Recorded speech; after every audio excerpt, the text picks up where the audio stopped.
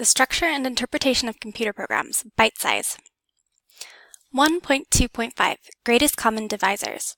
The greatest common divisor, GCD, of two integers, a and b, is defined to be the largest integer that divides both a and b with no remainder. For example, the greatest common divisor of 16 and 28 is 4. In Chapter 2, when we investigate how to implement rational number arithmetic, we will need to be able to compute greatest common divisors in order to reduce rational numbers to lowest terms. To reduce the rational number to lowest terms, we must divide both the numerator and the denominator by the greatest common divisor. For example, 16 divided by 28 reduces to 4 divided by 7. One way to find the greatest common divisor of two integers is to factor them, and search for common factors. But there is a famous algorithm that is much more efficient. The idea of the algorithm is based on the observation that if r is the remainder when a is divided by b, then the common divisors of a and b are precisely the same as the common divisors of b and r. Thus we can use the computation the greatest common divisors of a and b is equal to the greatest common divisor of b and r.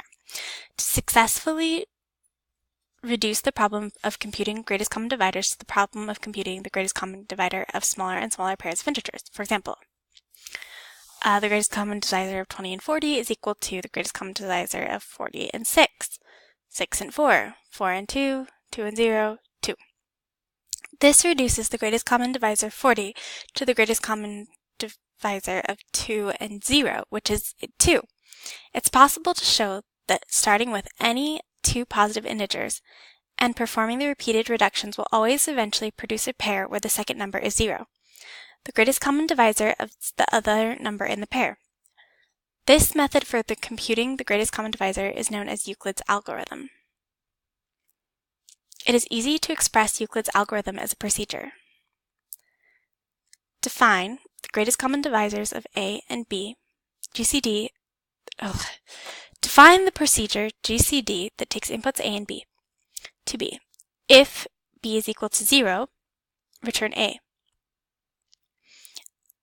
Otherwise, apply the greatest common divisor to b, and then the second term will be, or the second input will be the remainder of a and b. So remainder with inputs a and b. This generates an iterative process whose number of steps grows as the logarithm of the numbers involved. The fact that the number of steps required by Euclid's algorithm has logarithmic growth bears an interesting relation to the Fibonacci numbers. Lemay's theorem. If Euclid's algorithm requires k steps to compute the greatest common divisor of some pair, then the smaller number in the pair must be greater than or equal to the kth Fibonacci number. We can use this theorem to get an order of growth estimate for Euclid's algorithm. Let n be the smaller of the two inputs to the procedure.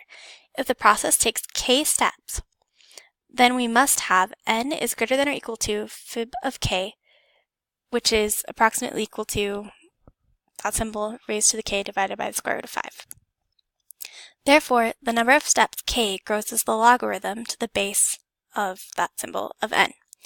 Hence, the order of growth is theta log n. And let's come up here and do Euclid's algorithm here and put it in, because I forgot to. And I don't think there's any more code in this section. Awesome.